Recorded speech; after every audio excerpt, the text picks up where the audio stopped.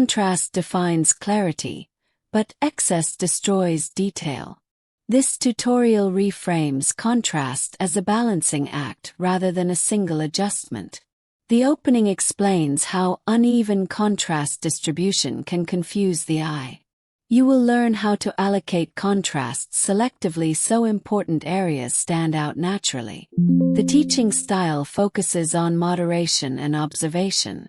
The practical result is images that feel sharp yet comfortable to view. By the end, you will understand contrast as a precision tool instead of a blunt instrument.